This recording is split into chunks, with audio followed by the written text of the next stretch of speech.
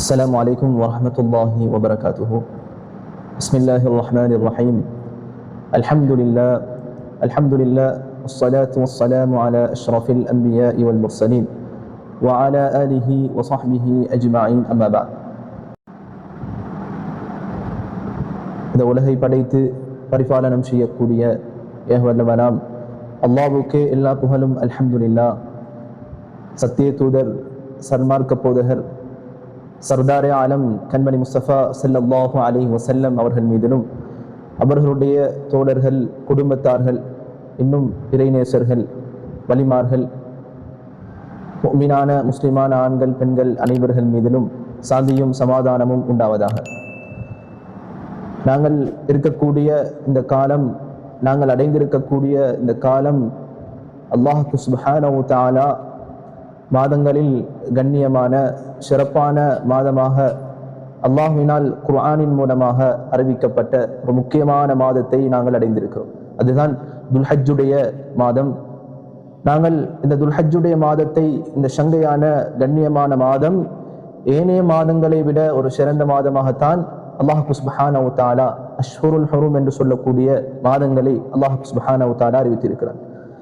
இந்த துல்ஹஜ்ஜுடைய மாதத்தை நாங்கள் அடைந்து அல்லாஹ் சுப்ஹானஹு வ தஆலா இந்த துல்ஹஜ்ஜுடைய மாதத்தில் என்ன சிறப்புகள் வைத்திருக்கிறார். நாங்கள் துல்ஹஜ்ஜுடைய மாதத்தை அடைந்து அதில் ஆரம்ப 10 நாட்கள், இந்த 10 நாட்களில் நாங்கள் என்ன அமல்கள் செய்யலாம், இந்த நாட்களில் செய்யக்கூடிய அமல்களுக்கு அல்லாஹ் சுப்ஹானஹு வ தஆலா என்ன விதமான கூலிகளை வைத்திருக்கிறான்.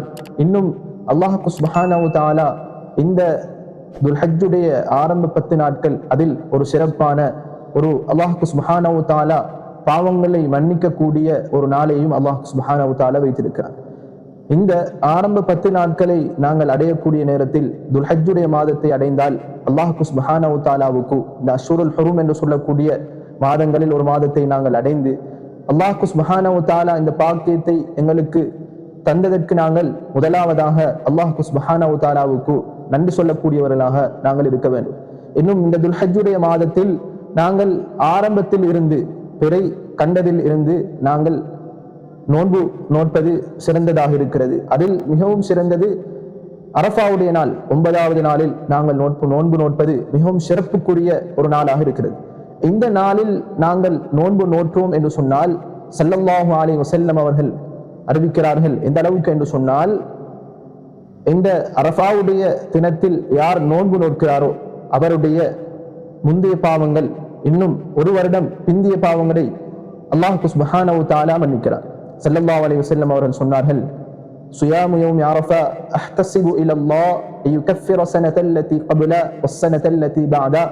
யார் இந்த அரஃபாவுடைய நோன்பை நோக்கிறாரோ அவருடைய ஒரு வருடம் முந்திய பாவங்களும் இன்னும் ஒரு வருடம் பிந்திய பாவங்களும் அல்லாஹ் சுப்ஹானஹு வ தஆலா மன்னிக்கிறான் என்பதை பெருமானார் ஸல்லல்லாஹு அலைஹி வஸல்லம் அவர்கள் ஹதீஸின் மூலமாக அறிவிக்கிறார்கள். இந்த ஹதீஸ் ஸஹீஹுல் முஸ்லிம் என்று சொல்லக்கூடிய கிரந்தத்திலே பதிவு செய்யப்பட்டிருக்கிறது.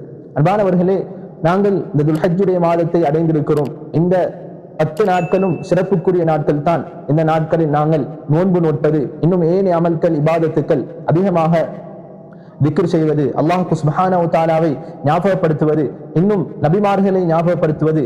துல்ஹஜ்ஜுடைய மாதம் என்று சொன்னாலே நபி இப்ராஹிம் அலைஹிஸ்ஸலாத்து வஸ்ஸலாம் அவர்களை, அவர்களுடைய குடும்பத்தாரை ஞாபகப்படுத்தக்கூடிய ஒரு மாதம் தான் இந்த துல்ஹஜ்ஜுடைய மாதம்.